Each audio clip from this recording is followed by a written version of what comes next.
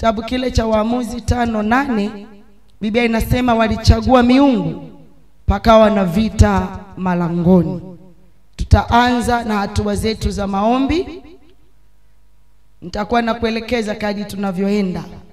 Hatua za maombi. Hatua yetu ya kwanza ni maombi ya toba. Maombi ya toba kwa habari ya uovu. Panapokuwepo na miungu ni lazima tutubu. Tunaondoa lawama, tunabeba maombi ya toba. Kitabu kile cha Daniel kitatusaidia pia. Sura ile ya 9. Daniel sura ile ya 9 kuanzia ule mstari wa 2. Kitabu cha Daniel. Tutapita kwenye maombi ya toba ya mzigo kabisa, ili Mungu wetu asikie kutoka mbinguni kwa habari ya uovu mbalimbali ambao umefanyika. Uovu mara nyingi huwa unagusa hasa madhabahu za miungu, ibada za miungu na mambo mengi yanayofanyika. Panapokuwepo na ibada za miungu, maisha yetu yanakuwa ni maisha ya utumwa. Madai yanakuwa ni mengi ya adui kwenye maisha yetu. Mambo mengi sana yanatuandama. Uovu mwingi unatuandama. Madhara ya ule uovu yanakuwa ni mengi. Danieli sura ile ya 9, nianze kusoma ule mstari wa 3. Kila aliye na Biblia yake asome pamoja nami. Danieli sura ile ya 9 kuanzia mstari wa 3. Tuanze kusoma. Nikamwelekezea Bwana Mungu uso wangu ili kutaka kwa maombi na dua pamoja na kufunga na kuvaa nguo za magunia na majivu. Mstari wa 4. Nikamuomba Bwana Mungu wangu nikaungama nikisema, Bwana Mungu mkuu, mwenye kutisha, ashikae maagano na rehema kwao wampendao na kuzishika amri zake. Tumefanya dhambi. Ongeza sauti. Tumefanya dhambi, tumefanya ukaidi, tumetenda maovu, tumeasi, naam, hata kuyaacha maagizo yako na hukumu zako, wala hatukuwasikiliza watumishi wako manabii ambao kwa jina lako walisema na wafalme wetu na wakuu wetu na baba zetu na watu wote wa nchi. Bwana, haki na wewe, lakini kwetu sisi kuna haya ya uso kama hivi leo, kwa watu wa Yuda na kwa wenyeji wa Yerusalemu na kwa Israeli wote walio karibu na hao walio mbali katika nchi zote uliowafukuza kwa sababu ya makosa yao waliokukosa. Bwana, kwetu sisi kuna haya ya uso kwa wafalme wetu na wakuu wetu na baba zetu, kwa sababu tumekutenda dhambi. Mstari wa 9. Rehema na msamaha ni kwa Bwana Mungu wetu ingawa tumemwasi. Rudia tena.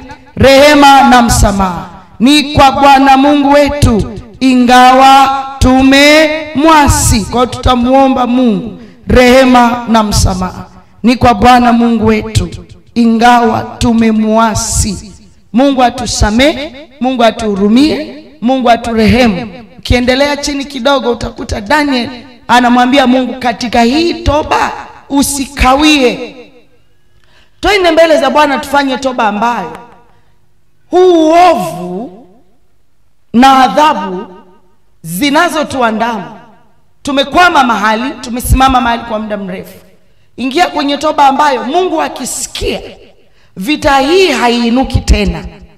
Sema amen. Amen. Haleluya, haleluya. Jambo linalo kusumbua haliinuki tena. Ukiona bado lipo, lina madai. Miungu ina uhalali, ulimwengu wa roho giza una uhalali. Jambo la pili, tutainua madhabahu ya damu ya Yesu ya Pasaka juu ya madhabahu zote za miungu.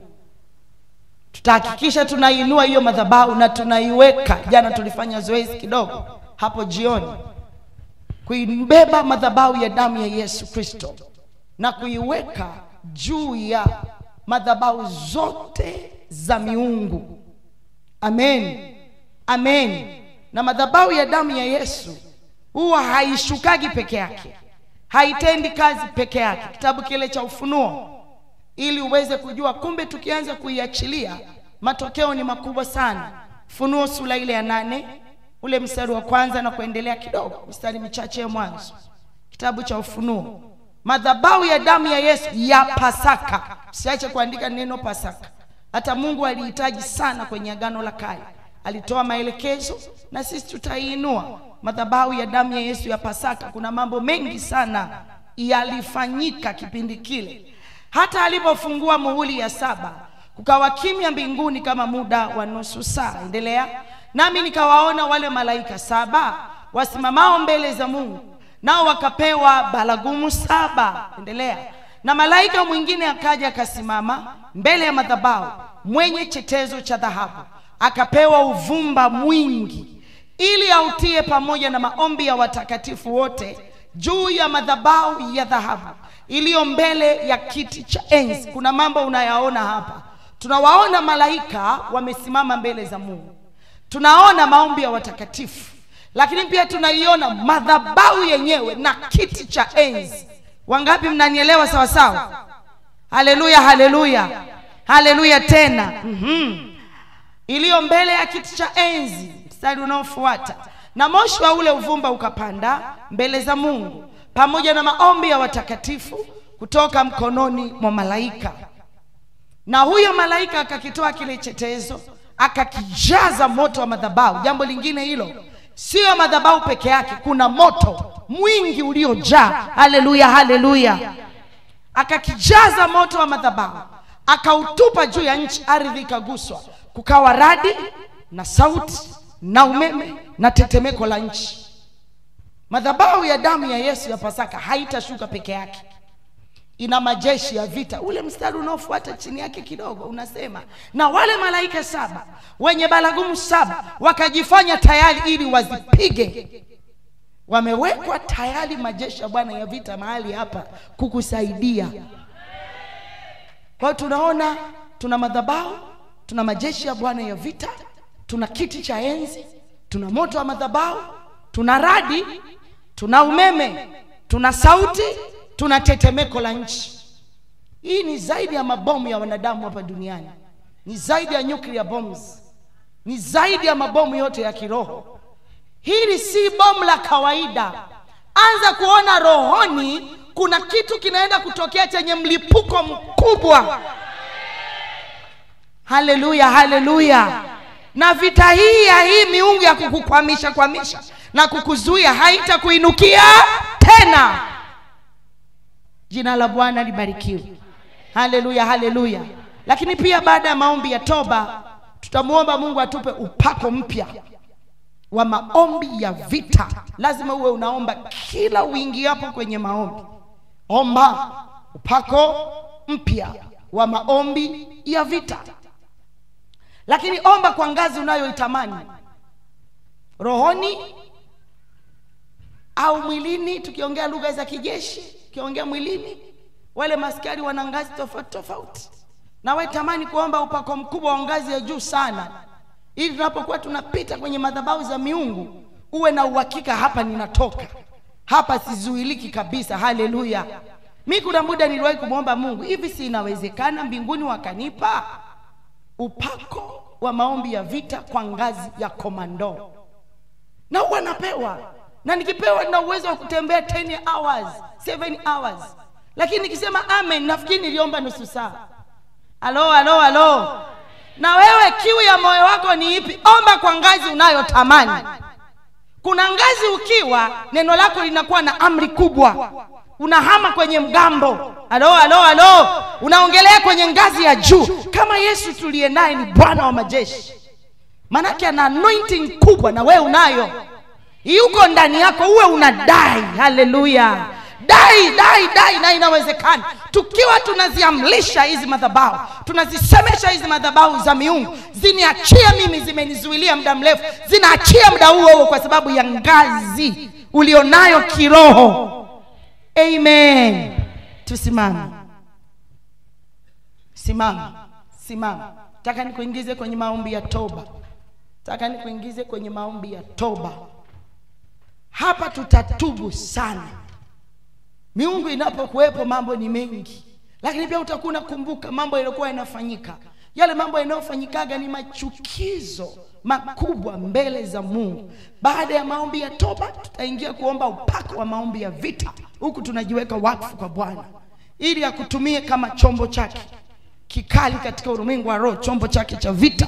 Wewe ni chombo chake. Mungu anakuheshimu sana. Haleluya. Haleluya, haleluya. Nipe wimbo. Kwa kifupi sana nitakukatisha. Kiti chako cha rehema. Weka pause kidogo. Wangapi tulikuwa nao jana? Wangapi hatukuwa nao jana? Wapewe bahasha za sadaka. Kaa kwanza. Bahasha za sadaka. Tayari tumeshawapa. Tumeshawapa. Wahudumu tafadhali nyosheni mikono. Wangapi tumekuja na mahitaji mbalimbali?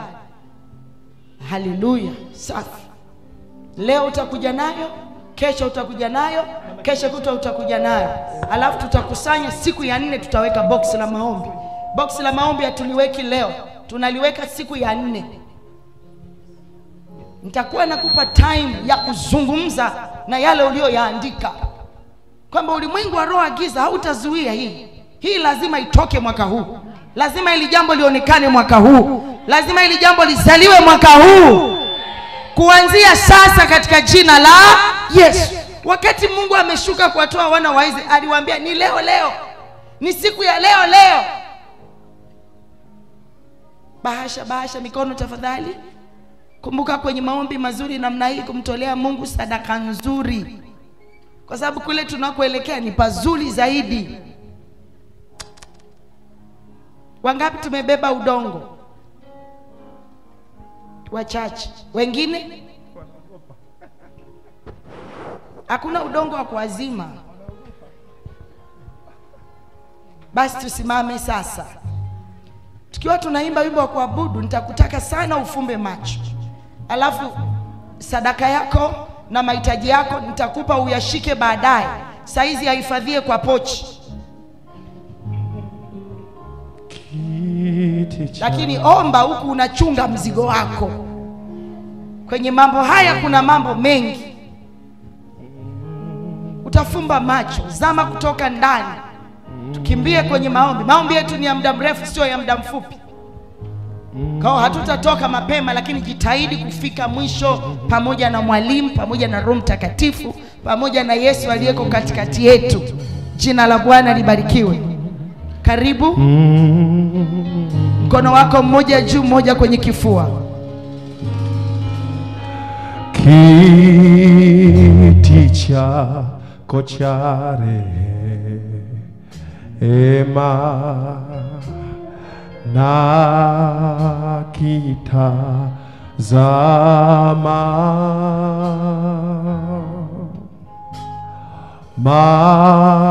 magoti napiga pale,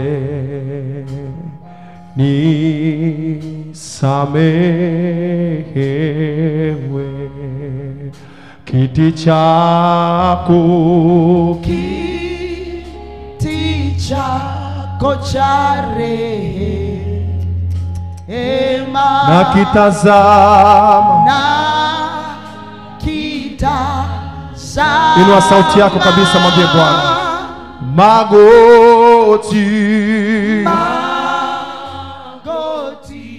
napiga pale, nisamehewe. Mwambie tena, kiti chako, kiti chako cha rehema na kitazama,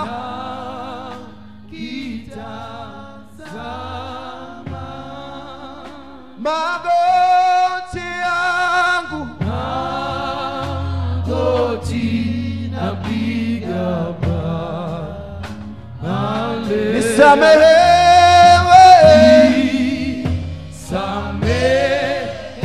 Nainua sauti yangu na kuita Yesu, Yesu, oh Yesu,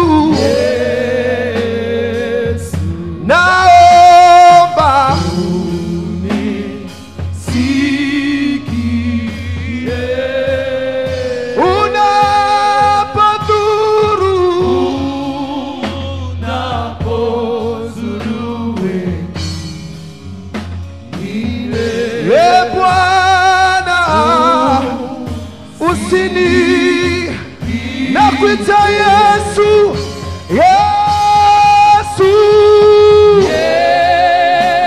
Inua sauti yako mwambie Yesu, niko hapa naomba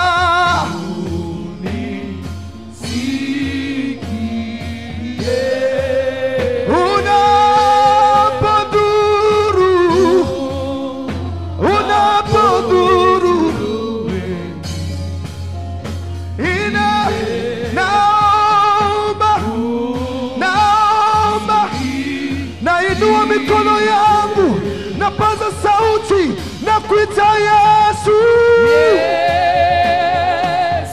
wa Yesu, Yesu. Naomba unisikie kiu yangu, haja yangu, unapodhuru, unapodhuru.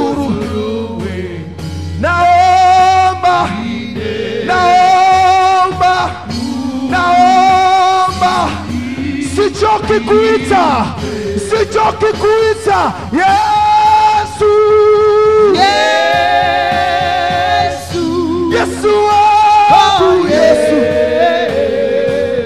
Naomba unisikie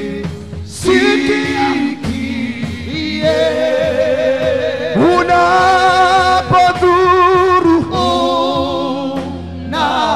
unapodhuru wengine. Bwana usinipite. Sema, Mungu wangu, Baba yangu, nakuita tena jioni ya leo, jioni ambayo umeiweka kwa ajili yangu, na madhabahu yako na damu yako na kiti chako cha rehema kitanisikia jioni ya leo. Iwe ni leo Bwana, historia mbaya ya maisha yangu ibadilike, hatua mpya ya maisha yangu nione, nikanyage, niishi kuanzia sasa. Yesu Kristo uliyeziumba mbingu na nchi, nasimama mbele yako kwa neema iliyobebwa ndani ya damu ya Yesu, ndani ya damu ya Yesu, ndani ya damu ya Yesu, ndani ya damu ya Yesu, damu ya Yesu, damu ya thamani iliyobeba neema ya uzima wangu, imebeba neema ya ukombozi wangu, imebeba neema ya kupiganiwa vita, imebeba neema ya kusamehewa, imebeba neema ya kunilipia madai yote yenye uhalali wa miungu ya ukoo na miungu mingine iliyoshirikiana kunizuia, kunikwamisha kwenda hatua nyingine, kwenda kiwango kingine, kwenda majira mapya. Baba, mbele yako ninayo damu ya Yesu, ninasimama nayo kwenye kiti chako cha rehema na neema. Ninaomba msamaha, ninaomba rehema kwa habari ya dhambi yangu niliyoitenda kwa mawazo, kwa maneno, kwa matendo, na dhambi hiyo ikatoa mlango, ikatoa nafasi katika ulimwengu wa roho ya giza wa ufalme wa Shetani, akashirikiana na madhabahu za miungu yote kuniinulia vita ya kunizuia, ya kunikwamisha kuinuka kwenda majira mengine. Samehe hiyo dhambi niliyoitenda mimi, niliyoifanya mimi, ili madai yoyote, uhalali wowote alionao Shetani na madhabahu za miungu na miungu yenyewe upotee leo, uondoke leo, ulipwe leo kwa thamani kubwa ya damu ya Yesu, damu ya Yesu, damu ya Yesu, damu ya Yesu, damu ya Yesu ikamlipe Shetani na madhabahu za miungu na miungu ya ukoo, miungu ya familia, miungu ya kabila, madai wanayonidai kwa uhalali wa dhambi na uovu ulioinuliwa wa ibada za miungu, ibada za ukoo, ibada za mila, ibada za desturi ya familia ninayotokea, ya upande wa baba, ya upande wa mama. Samehe uovu waliouanzisha.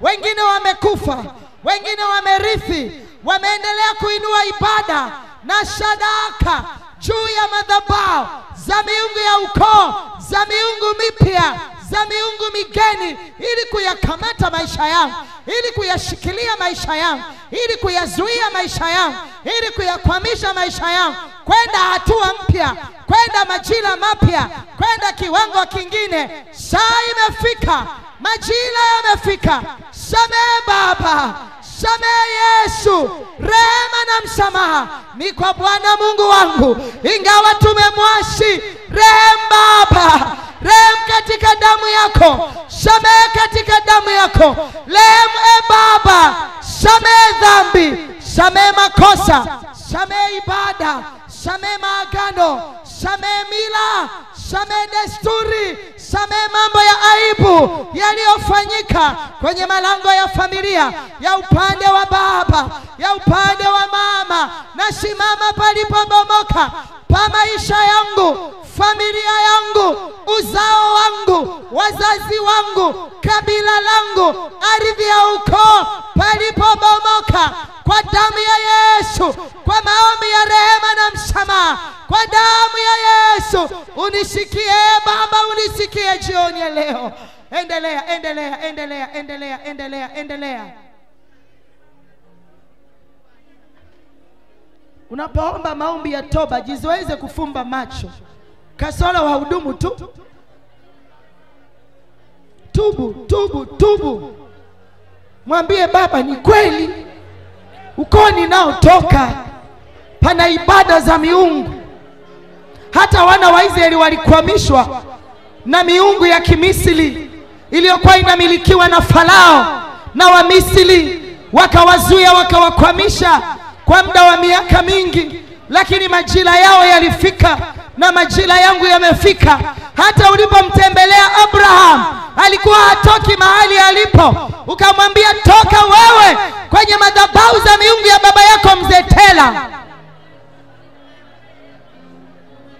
Miungu iliwakwamisha wana wa Israeli miaka 430. Miungu ilimkwamisha Abraham na mke wake na ndugu zake. Wakati anatoka, Biblia inasema alitoka akiwa na miaka 75. Ni mingi mno, ni mingi mno kukwama. Mwambie Baba, ni mingi sana nimekwama. Saa hii ni ya kwangu mbele zako. Omba toba na rehema. Mwambie Baba, samehe. Samehe katika damu ya Yesu. Samehe katika jina la Yesu. Nasimama mbele zako Bwana kwa haki kamili iliyobebwa ndani ya damu ya mwana kondoo Yesu Kristo uliye hai. Ninakuja mbele zako kama kuhani kwa ajili ya makabila yote ya watu walioko mahali hapa. Bwana, umeachilia neno la majira yao, umeachilia neno la kuwatoa. Na inua kila kabila mbele ya madhabahu yako Jehova. Unisikie Baba, na ingia patakatifu, patakatifu, na watu hawa na wamama hawa na mji huu wasanya juu, na watu Bwana uliowakusanya kutoka mikoa mbalimbali ya Tanzania wako mahali hapa Bwana. Walisikia unawaita ili waje mahali hapa, wasikie neno la kuwatoa, wasikie neno la kuwatoa, waweze kujua ni wapi walikwama, kipi kimewakwamisha. Lakini neema iliyobebwa ndani ya damu ya Yesu Kristo. Samehe ukoo wa baba yake Jehova. Rehema Baba, samehe katika jina la Yesu. Ibada za miungu zilizofanyika, zilizoanza kwenye kabila lake, kwenye malango ya familia, ile miungu ya Kimangi, ile miungu ya Kichaga, ile miungu ya Kisukuma iliyoabudiwa kwenye ukoo, iliyoabudiwa na wazazi wetu, iliyoabudiwa na wajomba zetu, imeabudiwa na wazazi wetu, imeabudiwa na mababu zetu walio hai na waliokufa, imeenziwa na wale waliorithishwa vile viti na ile mikoba. Rehemu Baba, jioni ya leo maisha yangu na maisha yao, uzao wangu na uzao wao, katika damu ya mwana kondoo tunatubu mbele zako. Liboyanta rabasaya, samehe ibada ya giza, samehe ibada za uganga zilizofanyika, samehe uovu, gaili Bwana, kila adhabu uliyoiachilia kwangu na kwao tunayoibeba kutokana na ibada za mila zilizofanyika, mila walizotufanyia, sadaka walizochinja, maagano walioyaweka nikiwa mtoto mchanga, wakiwa watoto wachanga, wakakabidhiwa kwenye madhabahu za miungu ya ukoo, akiwa hawezi kuongea wala hawezi kujitetea, akiwa mtoto mchanga, akiwa kwenye viuno vya baba, akiwa tumboni miezi 9, akiwa amezaliwa. Bwana, baada ya siku 40 maagano mengine yalifanyika. Leo katika damu yako mtu huyu, leo katika damu yako mtu huyu, leo katika damu yako mtu huyu. Samehe Baba, samehe, samehe, samehe Jehova. Mila iliyofanyika wakati kitovu chake kimekatika, mila iliyofanyika wakati amejifungua, ile mila iliyofanyika wakati anapewa jina la urithi, la bibi, la babu, la mjomba, la mama mkwe, la baba mkwe, pande za baba, pande za mama. Samehe ile ibada waliomuindulia, samehe maagano yaliyomkamata, samehe katika ulimwengu wa roho. Wengine walipakwa ile damu kwenye nyuso zao, walipakwa kwenye masikio, walifungwa Bwana, wakavalishwa na ngozi, wakaingizwa kwenye maagano yaliyotushikilia kwa muda mrefu, yaliyotushikilia kwa miaka mingi. Mwambie Baba, samehe.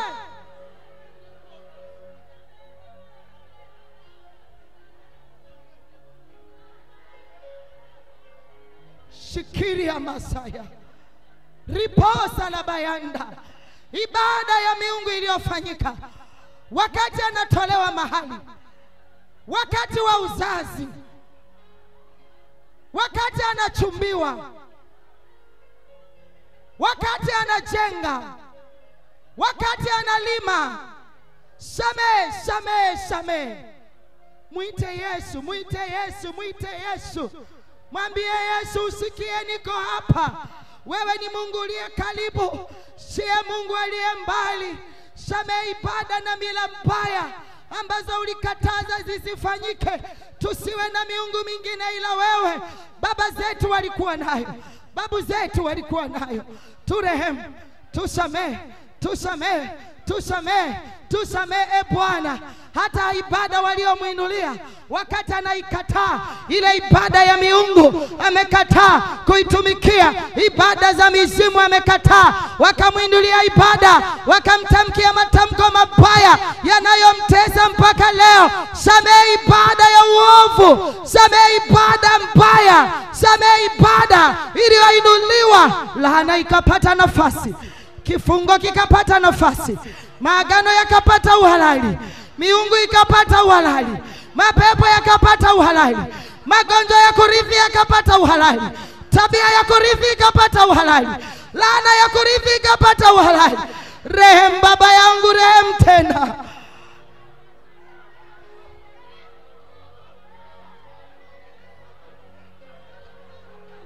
Yesu mwana wa Daudi, sikia kilio cha watu hawa. Haya, sheketa ashikikilipa ashatara masaya ikarama santora. Baba, ria masaya, ria masaya, ria masaya, ikarama saya, andarabo santara bayanta. Samehe watoto wako Baba. Uria maseke, uria masatora masaya, kabila analotokea. Samehe Wachaga wa Kibosho. Samehe ibada za mila za Wachaga wa Marangu, Wachaga wa Dimoshi.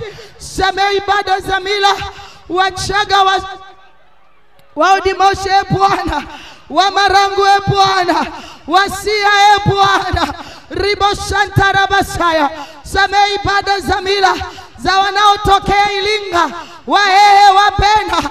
Samehe kwa Wanyakyusa, samehe kwa Warangi, samehe Baba, samehe Baba ibada za mila za Wanyamwezi wa Tabora, kule alikolewa, kule alikoa.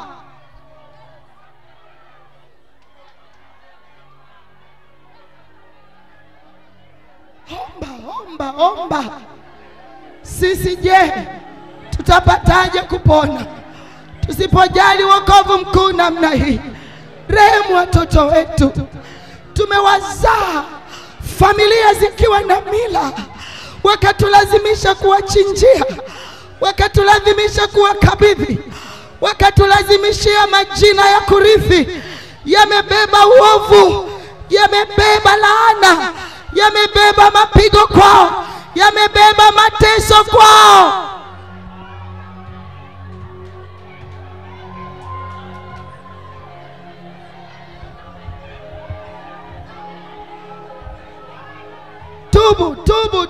Tubu. Sina wa kumlaumu.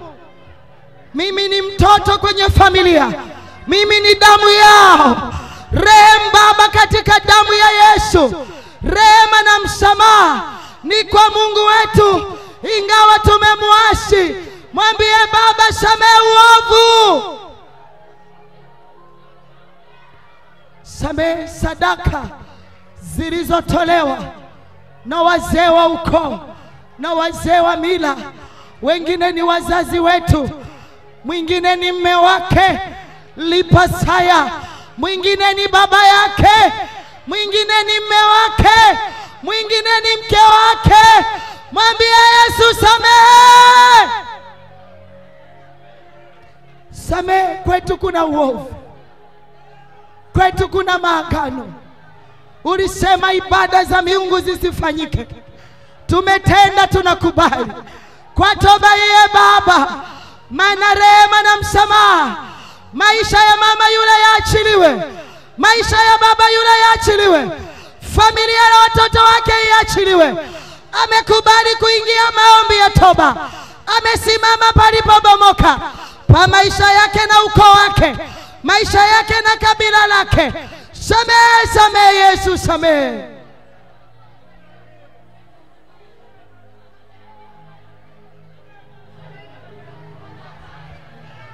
Samehe libayanta rabosaya, ikoroposhanta rabasaya, imantora basenterebosa, rikanta rabasaya. Walilia naye Baba akawasikia, akawaponya na dhiki zao. Wana wa Israeli walilia, kilio chao kikafika kwenye madhabahu ya Mungu aliye hai. Tuko kwenye viwanja hivi vya siha. Sanya jue Baba, sikia kulia kwa wamama hawa, ili watoto wetu wawekwe huru. Sikia kulia kwa wababa hawa, ili ndoa yake iwekwe huru. Samehe.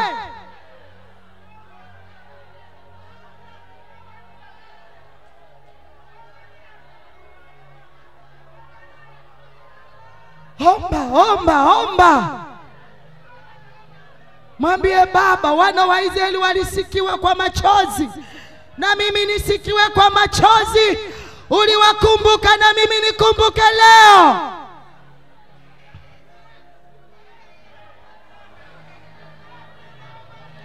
Yesu mwana wa Daudi, uturehemu.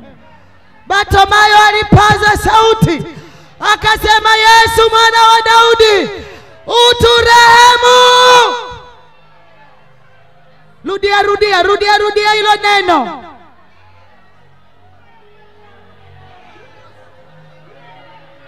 Ni rehemu kwa ajili ya ndoa yangu, ni rehemu kwa ajili ya uchumi wangu, ni rehemu kwa ajili ya watoto wangu. Nenda namna hiyo. Ni rehemu kwa ajili ya uzao wa kiume na wa kike. Ni rehemu Bwana, ni rehemu Bwana. Sina makimbilio mengine, ninaukimbilia msalaba, ninaung'ang'ania msalaba. Uovu umeniingiza utumwani, uovu umeniingiza vitani, uovu umenichelewesha kutoka mahali nilipo. Nimesimama muda mrefu sana, nimezunguka muda mrefu sana. Yatosha, yatosha, yatosha. Mwambie Baba usikawie kutenda. Mwambie Yesu usikawie kujibu, usikawie kutenda. Rudia, rudia hilo neno, usikawie. Baba usikawie, usikawie kujibu, usikawie kutenda, usichelewe kushuka. Ni leo, ni leo, ni leo.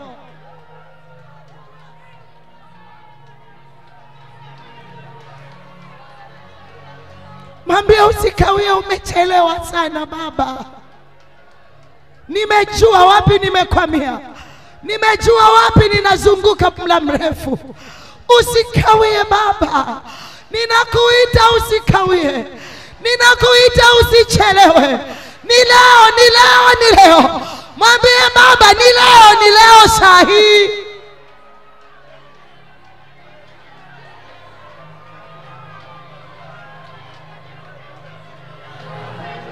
Omba kutoka ndani, omba kutokea ndani, omba katika roho. Baba usichelewe kwa ajili ya ukoo huu, kuacha matambiko, kuacha mazindiko. Mimi ni mmoja katikati yao. Unisikie Baba, unisikie kutoka patakatifu pako pa juu. Rika sayanda rabosa, riposa ribayanta, rimanta rabosaya. Ni leo Bwana, siku yangu ni ya leo, kwa ajili ya familia, kwa ajili ya ukoo wa baba na mama na kule nilikolewa. Riposa Baba, hariasa kantarabakaya, imaranta rabosaya.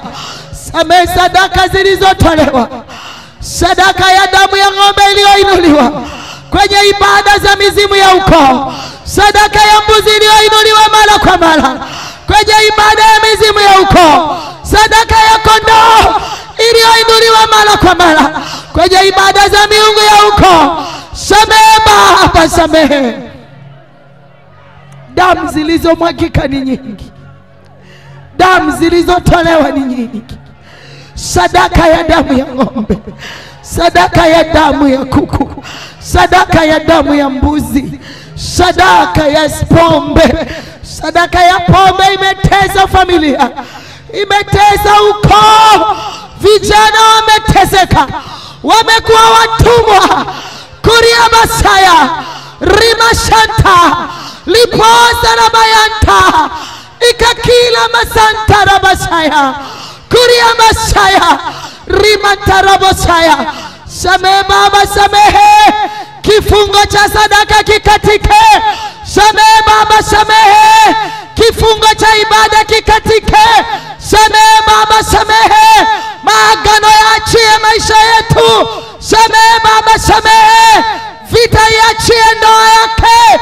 Samehe Baba, samehe.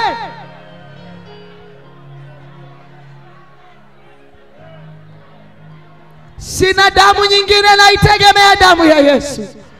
Nenda namna hiyo, nenda namna hiyo. Sina damu nyingine Baba. Damu ya Yesu inioshe, damu ya Yesu initakase, damu ya Yesu inisafishe, damu ya Yesu inioshe. Nenda namna hiyo. Damu ya Yesu inioshe, damu ya Yesu initakase, damu ya Yesu inisafishe. Omba kwa kurudia rudia. Tumefika kwenye damu ya Yesu tutakase. Damu ya Yesu nitakase, damu ya Yesu nioshe, damu ya Yesu nisafishe. Maisha yangu yalichafuliwa na uovu wa ibada za miungu. Damu ya Yesu inioshe tena, damu ya Yesu initakase tena, damu ya Yesu inisafishe tena. Na uovu wote na laana yoyote na maagano yoyote na uhalali wowote wa mizimu ya ukoo. Naita damu ya Yesu nitakase. Ita damu ya Yesu nikusikie. Naita damu ya Yesu inioshe. Naita damu ya Yesu initakase. Naita damu ya Yesu inisafishe. Rudia. Ndio kuna kitu kinatendeka. Ndio.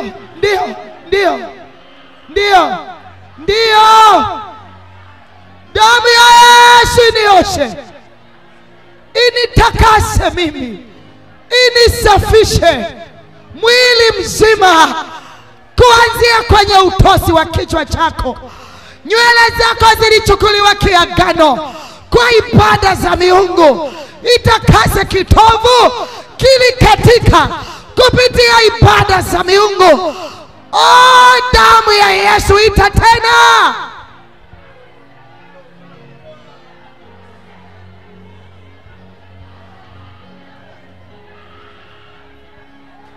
Ndio, damu ya Yesu.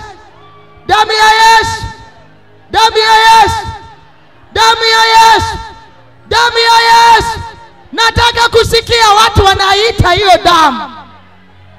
Iamini hiyo damu inaweza kutakasa na kuondoa. Inaweza kusafisha na kuondoa. Inaweza kuosha na kuondoa dhambi, uovu, makosa, laana, vifungo, maagano, urithi mbaya wa mateso.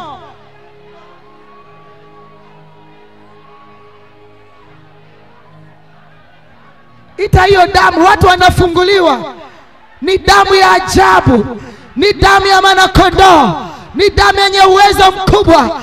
Inakutakasha pande zote za mwili wako. Inafanya utakaso. Inakufanyia usafi. Damu ya Yesu inapokutakasa, inakutenga na hiyo laana ya miungu. Inakutenga na maagano ya miungu. Inakutenga na uovu.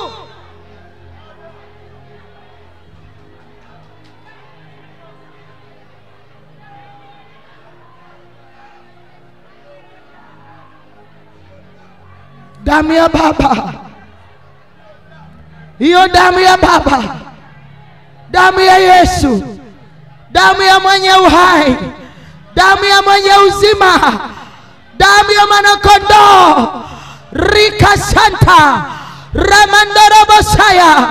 Rikokorobosaya. Ripapatititi. Iantora masanta. Kandirikokorobosha. Risha taraba. Yamandarabosha ya Baba.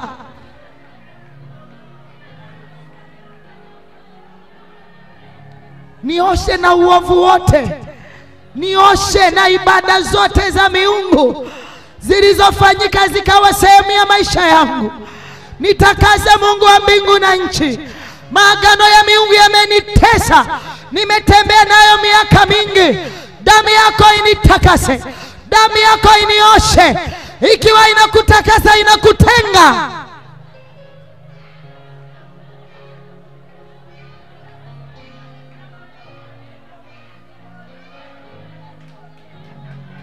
Damu ya Yesu inakutakasa. Ikiwa inakutakasa, inakutenga.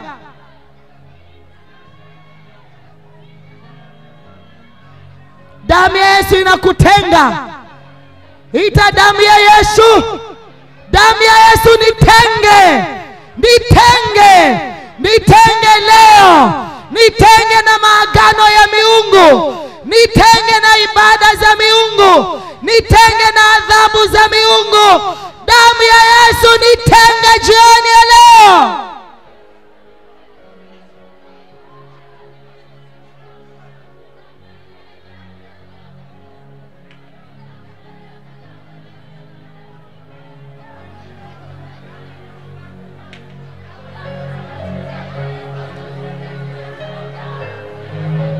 Katika ulimwengu wa roho, rikorobosaka rikorobosata, rimashantarabosa, yokorobosaya, ripandarabasaka, yamandorobosaka.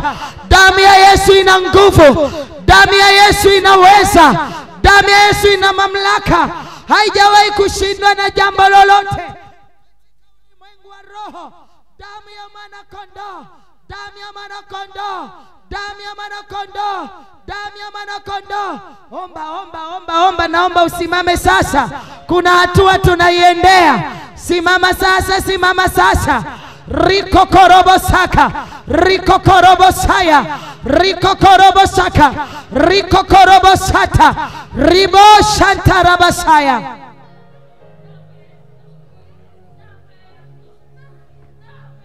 Sema asante Yesu kwa kusikia maombi yangu ya toba. Asante Yesu kwa kusamehe dhambi, uovu, makosa, hata kama sio mimi niliyeanzisha, ni mababu na mabibi, wazee wa mila, wazee wa ukoo. Asante kwa kusamehe, asante kwa kusamehe, asante kwa kusikia maombi yangu ya toba. Naita damu ya Yesu ikaingilie kati kwa habari ya mauti, roho ya mauti iliyopata uhalali kupitia uovu wa ibada za miungu, ya ukoo, ya upande wa baba, ya upande wa mama. Roho ya mauti, sikia, uhalali wako umeondolewa juu ya nafsi yangu, juu ya damu yangu, juu ya maisha yangu. Katika ulimwengu wa roho hauna uhalali tena kuyatesa maisha yangu, kuyashikilia maisha yangu. Roho ya mauti, sikia, pepo la mauti, sikia, kwa mamlaka niliyopewa kwa damu ya Yesu, toka, toka niachie, toka niachie, toka niachie. Shughulika, shughulika, shughulika kidogo, shughulika na roho ya mauti, shughulika na roho ya mauti iliyopata uhalali kupitia ibada za miungu ya kifamilia, kwa sababu ya damu iliyotolewa, sadaka ya damu iliyoachiliwa. Iambie mauti, toka kwenye maisha yangu, toka, achia maisha yangu. Mwaka huu hautachukua maisha yangu, huu ni mwaka wa neema, wa ushindi. Toka popote ulikojificha, toka popote ulipokaa, toka, niachie. Kemea, kemea, kemea, kemea, kemea, kemea, kemea, kemea, kemea, kemea, kemea, kemea. Pambana kidogo kabla tujaingia hatua ya pili. Pambana na roho ya mauti, pambana. Toka kwa jina la Yesu, toka kwa jina la Yesu, toka. Kemea, kemea, kemea hiyo roho ya mauti. Niambie toka, niambie toka, toka.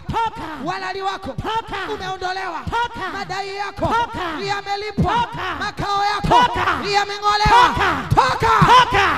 Toka, yambie saa hii, yambie ewe roho ya mauti, ni kweli ulipata uhalali, lakini uhalali wako umeondolewa saa hii, saa hii, saa hii. Tunakukemea na kukuondoa ndani ya maisha yetu.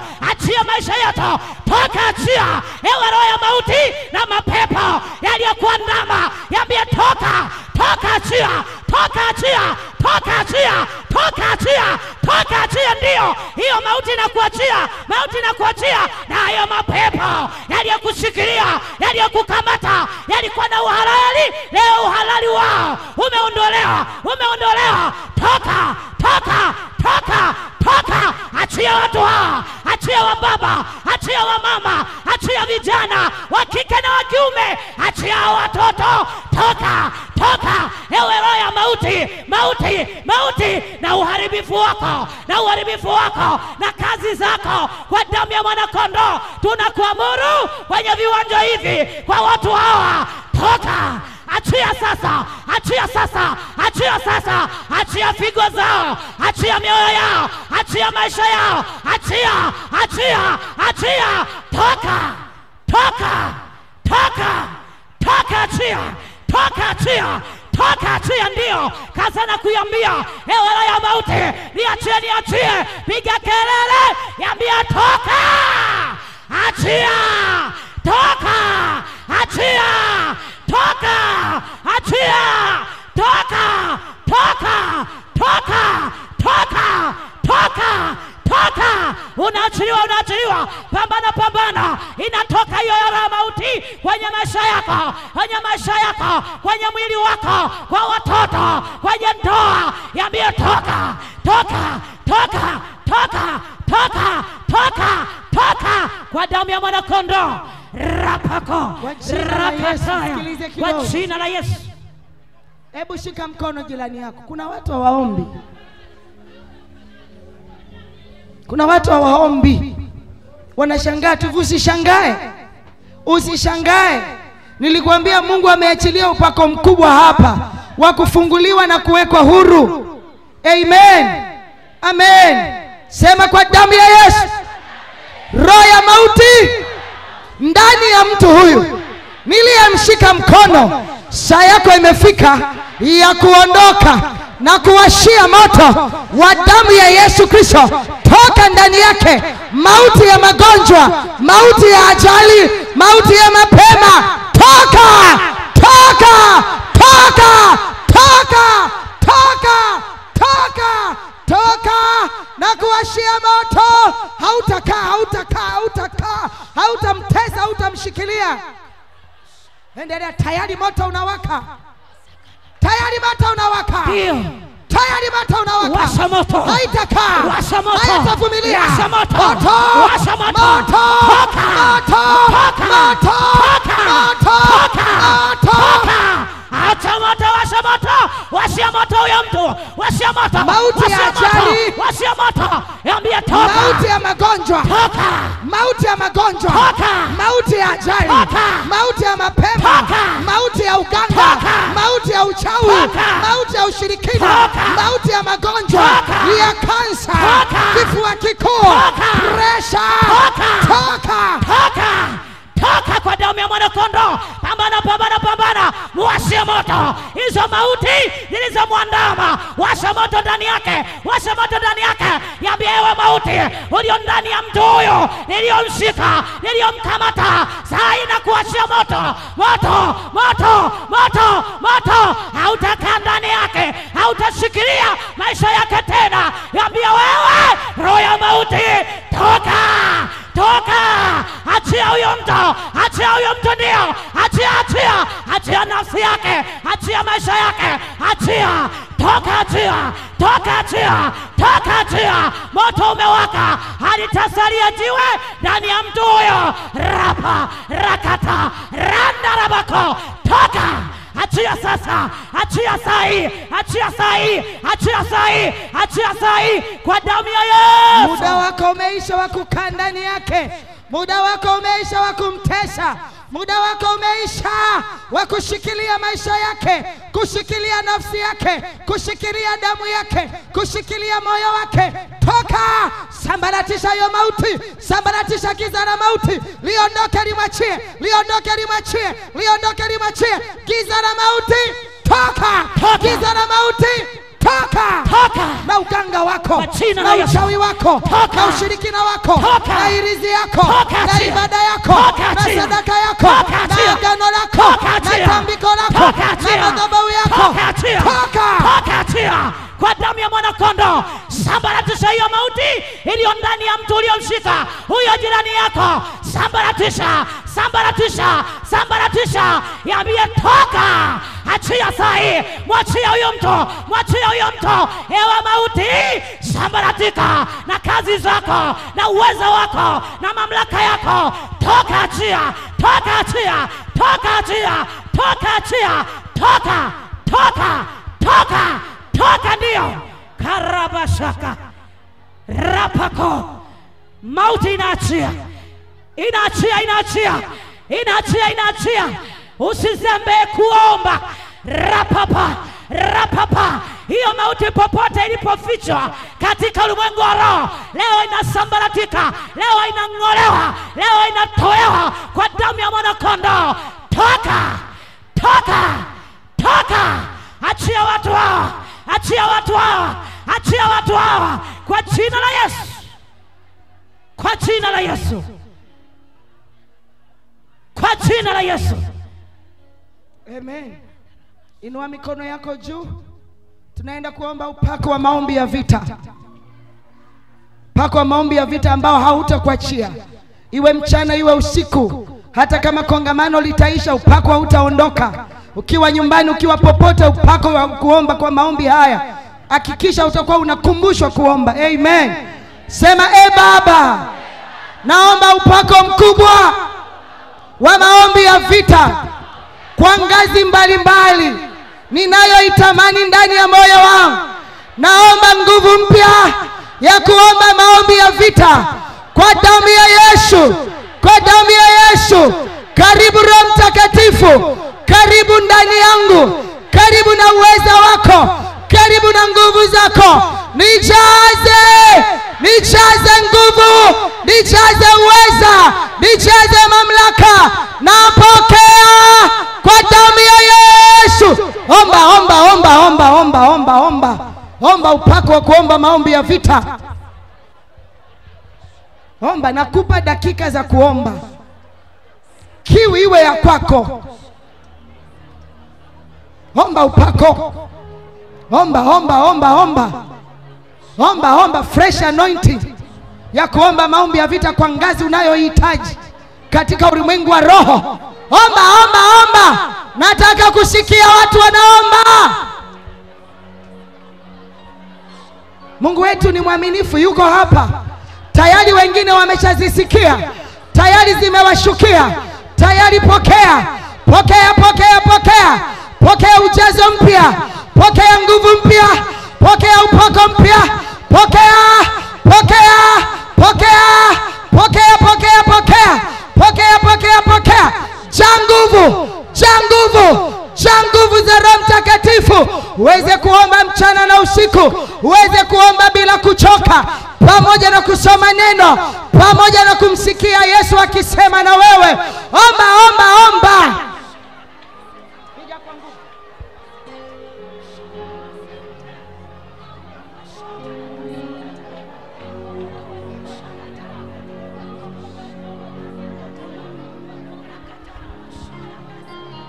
Endelea, endelea, nitakwambia muda wa kunyamaza. Endelea, bado.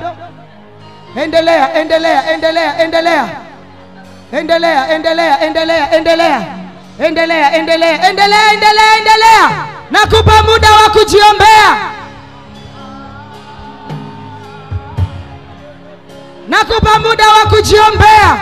Pokea, pokea, pokea. Rikandarabashaya, kama moto, kama radi, kama umeme. Pokea, pokea, pokea, pokea. Tayari, tayari, tayari zimeshuka, ziko juu yako, zinaingia ndani yako. Mwambie Baba, nijaze.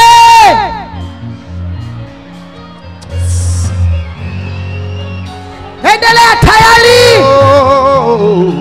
Endelea, endelea, endelea. Endelea, kama sio mapepo asitolewe, aachwe aombe. Angalia, angalia, kama sio mapepo msimtoe. Pokea, pokea, pokea. Waliojaliwa kunena kwa lugha, wanene kwa lugha. Nena kwa lugha, nena kwa lugha.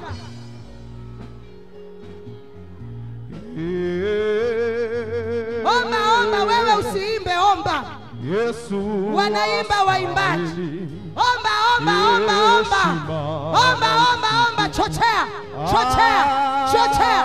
Nena kwa lugha, nena kwa lugha, nena kwa lugha, nena kwa lugha. Jina la Yesu. Pokea hiyo nguvu, pokea hiyo nguvu, pokea hiyo nguvu, pokea hiyo nguvu, pokea hiyo nguvu. Haramanda rekataya rapakara randarabako rindarabaraba rendarakatara rekete ratapayanda rendarababababa ramandaraba ramandera akataramando rendakasarama andiri mandarabako randaraba iketiriama ramandarabako andara aketeria apainarabo rizakata rizakata rizakata Bora hapaindaraba rindaraba kora ataramandai rimandaraba hapaindaraba ko. Nguvu za Bwana, nguvu za Bwana, nguvu za Bwana, nguvu za Bwana, nguvu za Bwana, nguvu za Bwana. Rapapa rapapa rapapa rapa rapa rapa rapa papa andarakata rindaraka hapaindaraba rindaraba haindaraba ko haindaraba kaya mandara hateleba rapa rapa rapa rapa pokea pokea pokea pokea pokea pokea pokea nguvu za Bwana, uwezo wa Bwana, nguvu za Bwana, uwezo wa Bwana. Rabababababa rabababababa rabababababa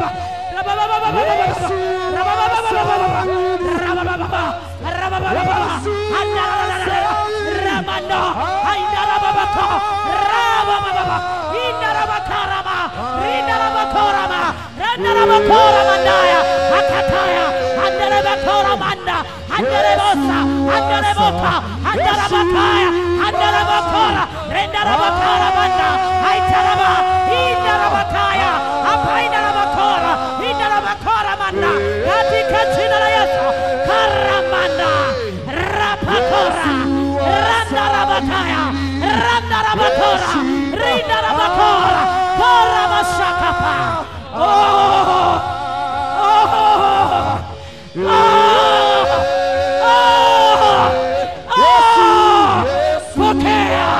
Pokea nguvu, pokea uweza, pokea nguvu, pokea uweza wa kuomba, wa kuomba, wa kuomba, wa kuomba. Rapakaramanda rekata rindaramakora rindarazekatapo rindakaramanda rizakataya katika damu ya Yesu.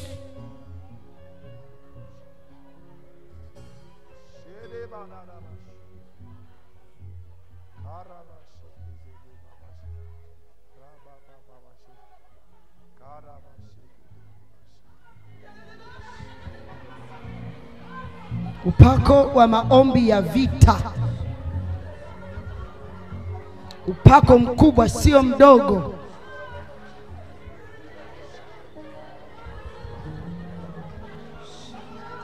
Uombe bila kuchoka, uombe bila kukoma, iwe mchana iwe usiku, iwe unapika, unalima, unafua. Usikie kuomba, usikie kuomba, usikie kuomba. Wiki moja haitoshi kushughulikia mambo yote yakaisha yanayohusiana na madhabahu za miungu. Kwa hiyo usikie kuomba kila wakati, katika roho, katika mwili. Mwili wako utiwe nguvu, uchovu yeyuke. Riko sokorobosaya rimantarabosanda kuria mashantarabosaya. Pokea katika damu ya Yesu. Amen. Tunaenda hatua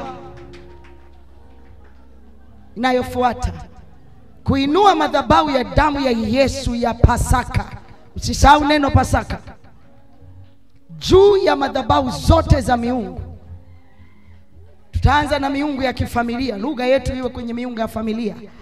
Katika vita yoyote alionayo mtu, miungu ya familia huwa inatangulia ya kwanza. Walipoichagua miungu pakawa na vita. Tuna vita mchanganyiko, kukwama, hakuna kuinuka, watu wako pale pale tu. Inatosha, haya ni majira ya Bwana. Simama sasa, simama sasa. Na waruhusu kukaa walio wazee, lakini awe mzee anayeumwa. Lakini haumwi, anaweza kusimama. Kama anaweza kukatia ng'ombe, anaweza kwenda kwa ng'ombe, anaweza kusimama kwa maombi kabisa. Naweza kutoa ng'ombe nje na mbuzi nje. Hapa hakuna kukaa. Tunaelewana? Kila mmoja aombe, awe mtoto awe mtu mzima, aombe. Muda wa kuombewa sasa unaisha. tuna notes nyingi tumeandika, matokeo ni machache. Katika maombi haya tunayoenda, mtakuwa mnafunguka humo vifungo humo mnafunguka. Haleluya, haleluya.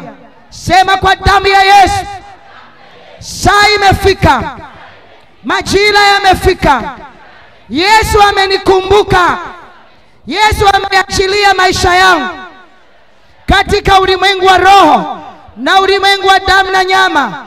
Nainua madhabahu ya damu ya Yesu ya Pasaka, naipeleka katika roho, naingia nayo kwenye ardhi ya ukoo wa baba wa mama, eneo ambalo ile madhabahu ya miungu ya ukoo na miungu yenyewe iliwekewa eneo la kukaa, eneo la kuishi kwenye ukoo wa baba na ukoo wa mama, na hilo eneo linaitwa madhabahu ya miungu ya ukoo, madhabahu ya miungu ya familia, madhabahu ya miungu ya kabila na miungu yenyewe.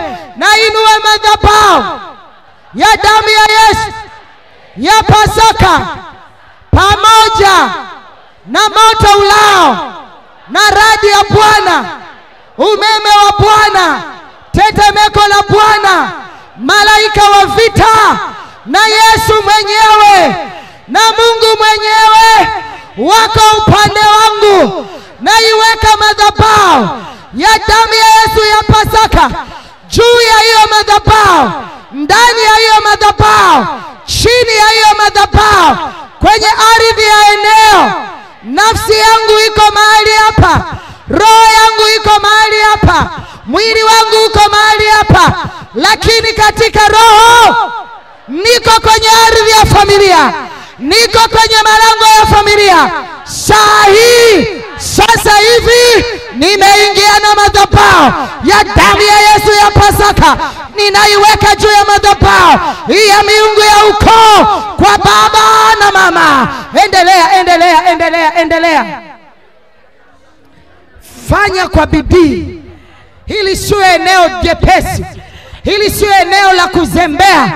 Inua madhabahu ya Mungu aliye hai, madhabahu ya damu ya Yesu ya Pasaka tunaiweka juu ya madhabahu ya miungu ya ukoo, ya upande wa baba, ya upande wa mama.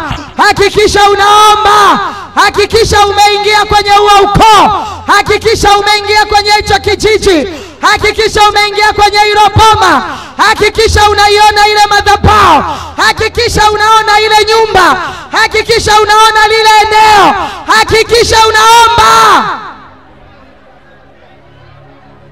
Hakikisha hauko hapa, hakikisha umeingia Machame, hakikisha uko Odimoshi, hakikisha umeenda Sanyajuu, hakikisha uko Malangu Mtoni, hakikisha tayari uko Ilinga, tayari uko Njombe, tayari umeingia Mbeya, tayari uko Shinyanga, tayari uko Sanyajuu na mitaa yake yote.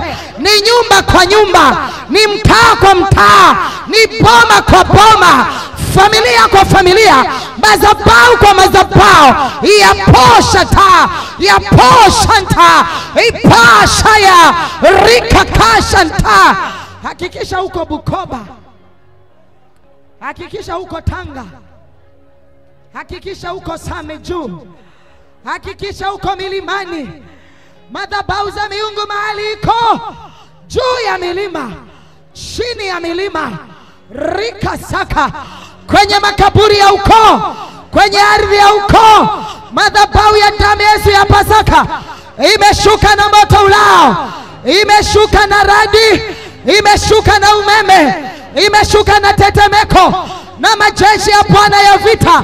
Hakikisha unaona kitakachotokea, hakikisha utaona mlipuko, hakikisha utaona, hakikisha unaona unachokiongea, hakikisha unapokea kile unachosema. Yatosha, madhabahu ya miungu kutukwamisha, yatosha. Madhabahu za miungu kutushikilia, yatosha. Achilia kwa kusema, achilia kwa kusema. Oh, imeshuka, isitulie, isinyamaze kwa ajili ya kazi maalumu. Rika saka rimandorobo shanta rimandorobo saya. Bado wewe acha kuomba kizembe hapa. Acha kuomba kizembe. Acha kuomba kizembe. Omba kwa kumaanisha. Ongeza sauti, ongeza sauti. Hauko peke yako. Ona malaika wa vita wametanda lile eneo. Wametanda kwenye lile eneo. Anza kuona Yesu ameshuka pale.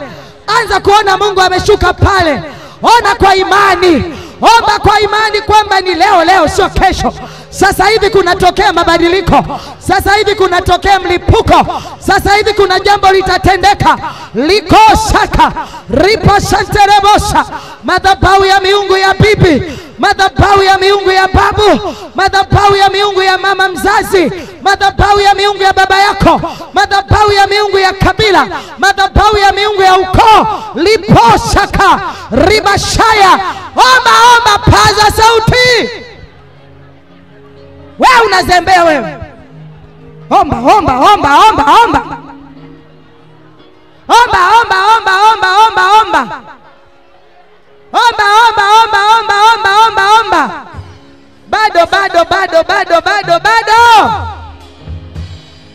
Bado ongeza bidii ya kuomba.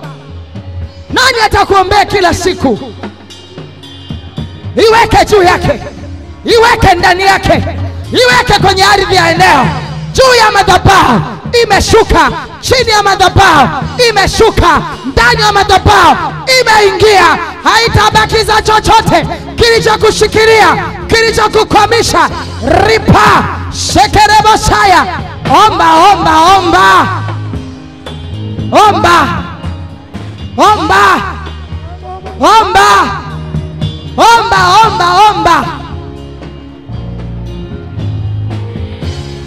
Ndio. Endelea kuomba. Hiyo madhabahu ya damu ya Yesu iko tayari. Iachilie juu ya hizo madhabahu za miungu ya ukoo, za miungu ya familia, kwenye ardhi ile ulikozaliwa, ulikotokea. Zile madhabahu niambie leo nimekuja.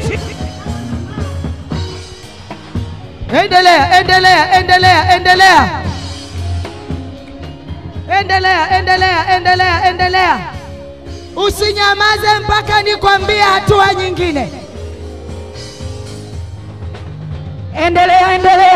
Endelea kuiweka hiyo madhabahu ya damu ya mwana kondoo, madhabahu ya damu ya Kalvari, madhabahu ya damu ya Golgotha. Iweke juu ya hizo madhabahu, madhabahu za miungu ya ukoo, madhabahu za miungu ya familia, mahali ulipozaliwa, ardhi ulikozaliwa, mahali walipo wazazi, pale ulikotokea. Achilia hiyo madhabahu. Yaambie madhabahu, leo nimekujia na madhabahu ya damu ya mwana kondoo, damu ya Yesu katika ulimwengu wa roho. Iambie hiyo madhabahu, nimekujia na madhabahu yenye nguvu juu yako. Madhabahu ya miungu ya ukoo, madhabahu ya miungu ya familia, leo nimekujia na madhabahu ya damu ya mwana kondoo. Na iweka juu yako, na iweka ndani yako, na iweka chini yako. Madhabahu damu ya Yesu, hiyo madhabahu ya damu ya mwana kondoo inawekwa juu ya hizo madhabahu za familia na miungu yao, madhabahu za ukoo na miungu yao. Iweke sasa. Rapakora saka. Endelea. Hiyo madhabahu ya Bwana iweke juu ya madhabahu zao, weka. Hata kama huijui ilipo, lakini madhabahu ya damu ya mwana kondoo inajua hizo madhabahu zilipokaa kwenye familia, kwenye ukoo, kwenye ardhi ulikozaliwa, kwa baba yako, kwa mama yako. Hizo madhabahu tunaziweka, madhabahu za damu ya mwanakondoo juu yake, juu yake, juu yake, juu yake, juu yake, juu yake, juu yake, juu ya hizo madhabahu, juu ya hizo madhabahu, juu ya hizo madhabahu. Ni madhabahu ya damu ya mwanakondoo. Leo tunaiweka, leo tunaiweka juu ya hizo madhabahu, juu ya hizo madhabahu, ndani ya hizo madhabahu, chini ya hizo madhabahu tunaziweka. Rabababababa rakataya rapapa ramandarabaka randarabakaya rindarabaka. Ndio madhabahu ya damu ya mwanakondoo imeshuka leo na moto na radi na tetemeko na umeme imeshuka juu ya hizo madhabahu zilizoko kwenye familia, ardhi ya ukoo wako, ukoo wa baba yako, ukoo wa mama yako. Leo leo leo leo achilia madhabahu ya damu ya mwanakondoo juu ya hizo madhabahu. Ramandarabaka Ramandarabaka Ramandarabaka Ramandarabaka Ramandarabaka Harapa. Ni madhabahu ya damu ya mwanakondoo inawekwa leo, inawekwa leo, inawekwa leo kwenye hizo madhabahu zenye kwa Wamasai. Ramandarabaka Ramandarabakaya Rimandarabaka juu ya madhabahu ya miungu. Ni madhabahu ya damu ya mwanakondoo juu ya madhabahu ya miungu. Tunaiweka madhabahu ya damu ya mwanakondoo. Sikilize sasa, tutaisemesha sasa hiyo madhabahu ya damu ya Yesu, damu ya Yesu ya Pasaka ambayo tayari imeshuka pamoja na moto na radi na tetemeko la Bwana, ikusaidie. Haleluya! Ifanye nini? Ikusaidie. Haleluya! Sema saa imefika. Ninazungumza na madhabahu za miungu ya ukoo, familia, kabila, kijiji ninatokea, upande wa baba, upande wa mama. Tayari madhabahu ya damu ya Yesu iko juu yako, iko ndani yako, iko chini yako. Madhabahu ya damu ya Yesu ya Pasaka na moto ulao na radi na umeme na tetemeko na majeshi ya vita, na Yesu yuko upande wangu.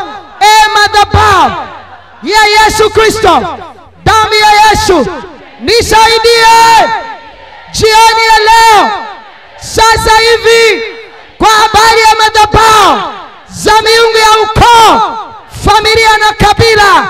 Imeniteza, inatosha. Imeniteza, inatosha. Imenishikilia, inatosha. Imenizuia, inatosha. Imenikwamisha, inatosha.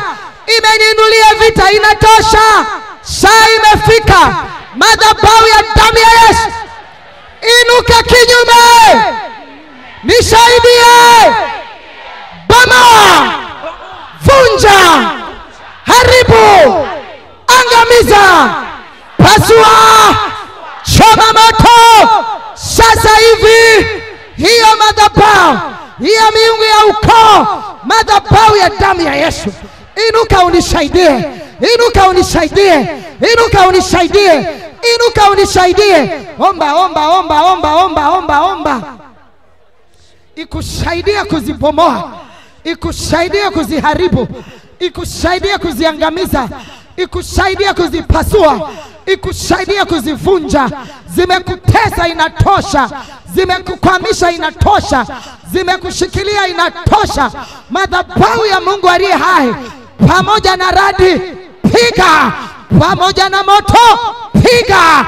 Pamoja na umeme, piga. Sauti ya Bwana, radi ya Bwana iko hapo, tetemeko la Bwana liko hapo, moto wa Bwana uko hapo. Rika kasata, ripa patititi, piga rimashanta, piga rabayanta, pasua roboshita, paida rabasaya, kantora mayanta. Omba msaada. Madhabahu ya damu ya Yesu nisaidie. Ndiyo, Iambie madhabahu ya damu ya Yesu ikusaidie. Omba msaada wa kimadhabahu ya damu ya mwana kondoo, Iambie inuka sasa, nisaidie kupiga, kubomoa, kupasua, kuvunja kwa jina la Yesu. Kwa jina la Yesu ndio. Pambana. Madhabahu ya damu ya Yesu iko tayari. Iambie inuka sasa, nisaidie kupiga, kubomoa, kupasua, kuvunja, kupalomosha hizo madhabahu zilizonitesa katika ulimwengu wa roho kwa muda mrefu. Hiyo madhabahu ya damu ya mwana kondoo, iko tayari. Ikusaidie sasa.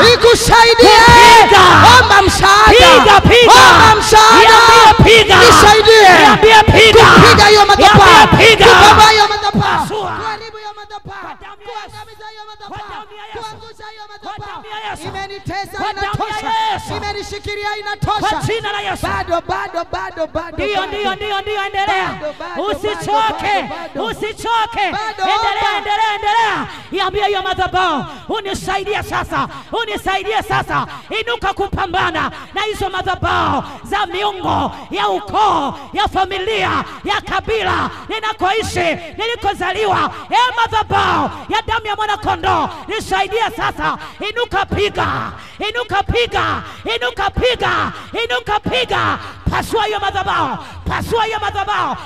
hiyo madhabahu. Hatujaona watu waliokasirika. Bwana yupo, madhabahu yake ipo kukusaidia kazi. Fanya ishara. Pasua hiyo madhabahu.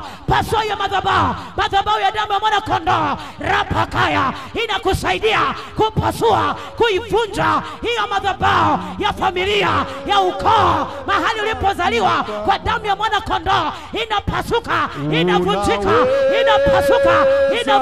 Ndio, pasua. Karapakanda.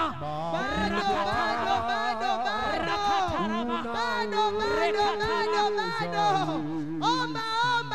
Wewe usiimbe, omba.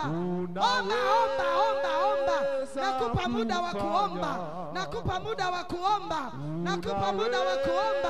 Tumia hiyo madhabahu ya damu ya Yesu. Inuke kinyume. Ongea nayo. Madhabahu zinasikia. Miungu inasikia. Ardhi ya eneo inasikia.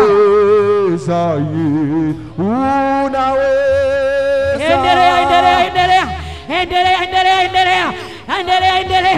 Tunayo silaha ya madhabahu ya damu ya mwana kondoo. Tumia silaha ya madhabahu ya damu ya mwana kondoo kuzipasua, kuziponda, kuziharibu, kuziangusha hizo madhabahu zilizokutesa, zilizokushika. Leo hii niambie, ninayo silaha ya madhabahu ya damu ya mwana kondoo. Napasua.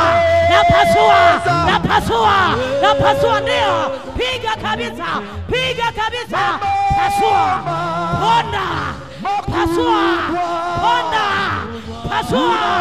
ponda hiyo madhabahu. Haribu hiyo madhabahu.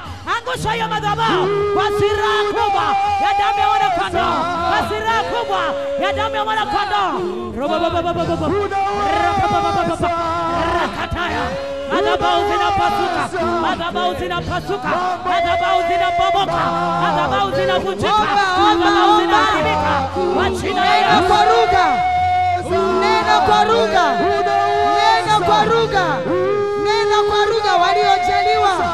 Waliojaliwa kunena kwa lugha. Wanene kwa lugha. Nena kwa lugha.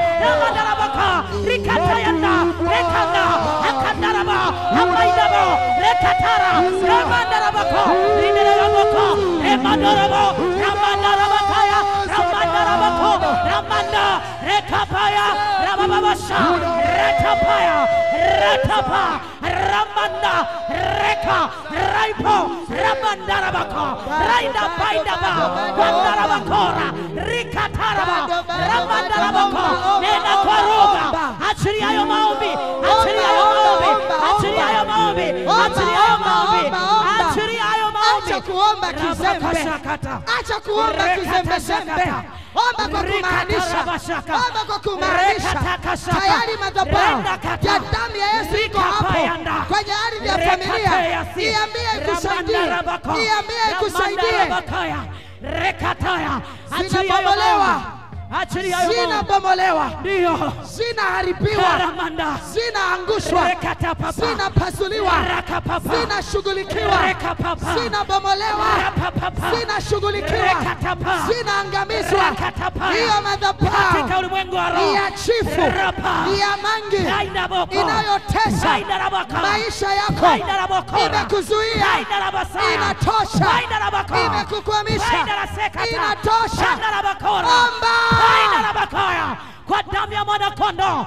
Acha kuzembea, acha kuzembea. Wakati ndio huu, majira ndio haya. Omba, omba, omba, omba. Rabakora, randa rabakora, rikataya. Acha kuchoka, acha kuchoka. Rapakaya, muda tulionao ni mchache. Endelea kuomba, endelea kuomba. Madhabahu zinapasuka, zinavunjika, zinaanguka, zinaporomoka, zinabomoka, zinaharibiwa kwa silaha kuu ya damu ya mwana kondoo. Na madhabahu ya damu ya mwana kondoo inapita juu ya hizo madhabahu, inaharibu, inabomoa, inapasua, inavunja, inaharibu, inaangusha kwa damu ya Yesu. Karamashaka, jina la Yesu. Sikilize kidogo, inua mkono wako juu, sema kwa damu ya Yesu. Tayari madhabahu ya Mungu aliye hai iko juu ya hizo madhabahu na imeinuka kinyume chake kunisaidia kuziharibu, kuzibomoa, kuziangamiza, kuziteketeza. Madhabahu ya ukoo na miungu yake, madhabahu ya miungu ya familia na miungu ya kifamilia, kwa damu ya Yesu sasa hivi naisemesha hiyo madhabahu. Achia nafsi yangu, achia jina langu walilolitaja, waliloliita kwenye ibada za miungu, kwa damu ya Yesu. Madhabahu ya ukoo tayari umeharibiwa, tayari umepasuliwa, tayari umeshughulikiwa. Achia jina langu, achia nafsi yangu kwa damu ya Yesu. Omba, omba, omba, omba, omba. Usinyamaze paka nikwambie. Jina na nafsi yako, jina na nafsi yako, jina na nafsi yako, katika eneo kubwa ambalo miungu huwa inawahi ya kwanza, inawahi kwenye nafsi ya mtu na jina lake. Waliliita hilo jina, walikutaja kwenye madhabahu wakati wanainua sadaka, wakati wanachinja, wanawachinjia sadaka miungu yao. Omba, omba, omba, omba, omba. Omba, omba, omba, omba, omba. Omba, omba, omba, omba, omba.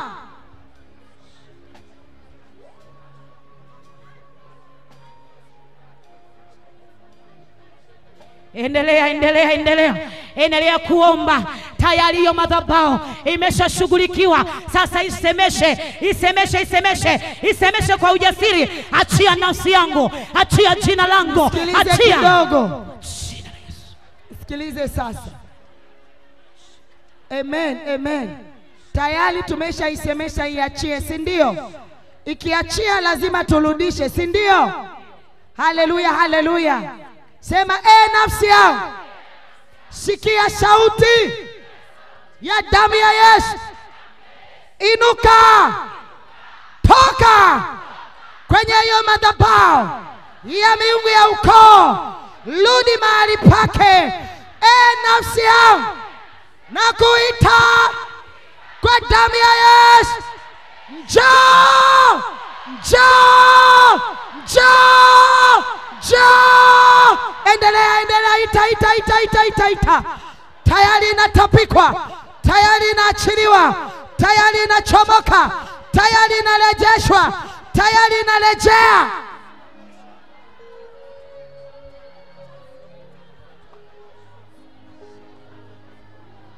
Ita nafsi yako na jina lako. Ita hiyo nafsi. Ita hiyo nafsi kwa jina lako. Iambie njoo, njoo, njoo. Ita tena, ita tena. Iambie njoo, njoo, njoo, njoo, njoo. Nafsi, nafsi, nafsi, nafsi ya John, nafsi ya John. Iambie njoo, njoo, njoo, njoo, njoo. Bwana anakuita leo, Bwana anakuita leo, Bwana anakuita leo. Hiyo nafsi iambie njoo, njoo. Popote iliposhikiliwa, ilipokamatwa, iambie njoo, njoo, njoo, njoo. Rudi kwa Bwana, rudi kwa Bwana, rudi kwa Bwana. Iambie tena, dakika zimeisha, isemeshe kidogo. Iambie rudi kwa Bwana kwa jina la Yesu. Nisikilize sasa. Kamata yale mahitaji yako. Kamata na bahasha ya sadaka. Nikupe dakika 3 za kuongea.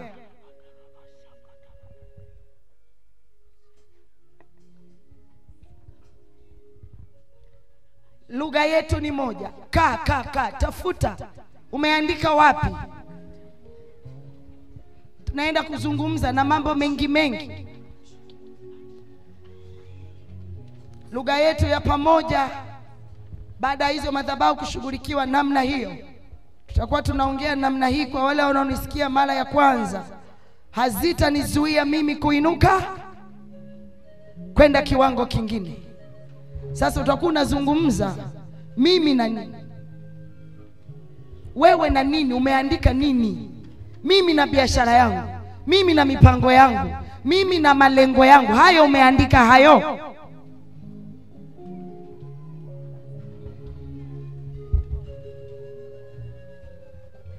Tunaelewana kanisa?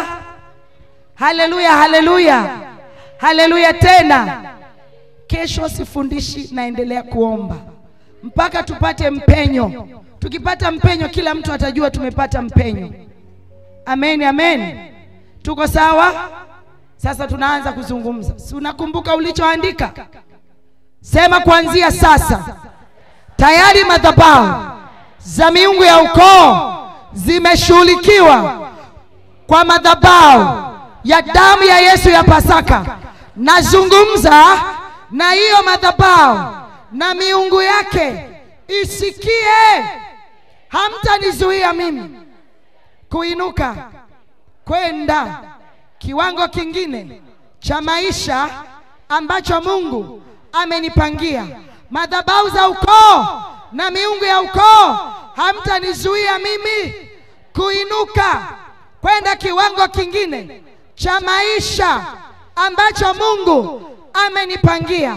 Hamtanizuia mimi kutoka na kusogea kwenda majira mapya ambayo Mungu amenipangia.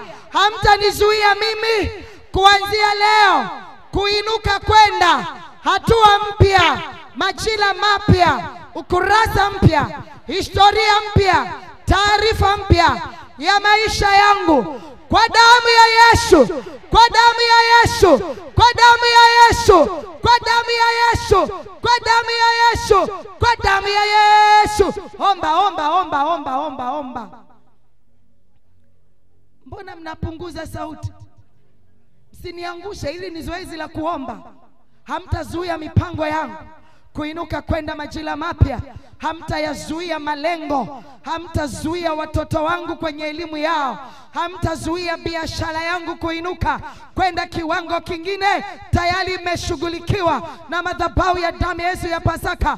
Hamtazuia ndoa yake kuinuka kwenda majira mapya. Hamtazuia uchumi wake. Hamtazuia malengo. Hamtazuia ndoto yake. Hamtazuia maono yake. hamtazuia mipango yake, hamtazuia ujenzi anaoujenga kuinuka kwenda kiwango kingine katika ulimwengu wa roho. Ongea, ongea, ongea, ongea. Ndio, kazana. Nimekupa dakika chache pamoja na sadaka tulizoshika mkononi. Riko sokorobo saya. Hamtazuia, hamtamkwamisha. Tayari anainuka kwenda kiwango kingine. Tayari anainuka kwenda majira mapya. Riko robo saya, manto robo shanta rabasaya. Jitamkie kuinuka kwenda majira mapya. Sema tayari ninainuka, naenda majira mapya, naenda kiwango kingine. Biashara yangu inainuka. Tangaza. Wito wangu unainuka. Tangaza. Utumishi wangu unainuka. Tangaza. Maono yangu yanainuka. Tangaza. Kazi yangu inainuka. Tangaza. Wito wangu unainuka. Inuka, tangaza. Utumishi wangu unainuka. Inuka, tangaza. Inuka, tangaza. Hilo ni tangazo Shika sadaka ya kwamba namna hii. tayari nainuka. Tangaza, tangaza, Tayari tangaza. nainuka. Tangaza, Tayari tangaza, nainuka. tangaza. Biashara yangu inainuka. Maisha yangu yanainuka. Uchumi wangu unainuka. Kwa sadaka hii kama alama kwenye madhabahu yako, ninainuka leo. Tamka kwa nguvu. Tamka kwa nguvu na kwa ujasiri. Niambie tayari nainuka leo. Tayari nainuka leo. Tayari nasogea. Tayari nasogea hatua nyingine Madhabahu za kwa miungu jina la Yesu. na miungu Kwa jina la Yesu haitazuia, tunayatangazia, haitakukwamisha, tunayatangazia, haitakushikilia, tunayatangazia haitakutesa. kwa jina la Yesu, Kwa damu ya Yesu, kwa jina la Yesu, na kwa jina la kuanzia leo Pigia na hata milele. Yesu makofi ya shangwe. Piga, piga, piga tena. Washindi wa imani wampigie Yesu makofi. Amen, amen, amen. Usiondoke bila kutoa sadaka. Nitamshukuru Mungu. Baba, katika jina la Yesu, ninakushukuru sana kwa neema hii ambayo umeachilia nguvu zako na uwezo wako katikati yetu. Upako wa maombi hautakomea hapa. Wataondoka nao kwenda nyumbani kwao. Wakiinuka kuomba wafunike tena. Wape neema ya kuomba kwa kusoma notes zao, ukiwaongezea lugha za kiroho. Roho Mtakatifu, asante kwa uaminifu wako. Asante kwa kutuponya. Asante kwa kutufungua na kutuweka huru.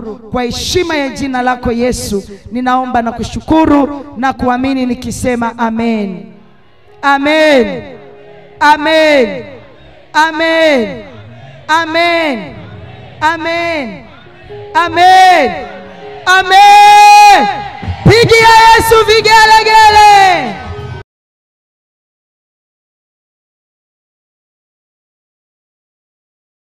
Baba, ni maombi yangu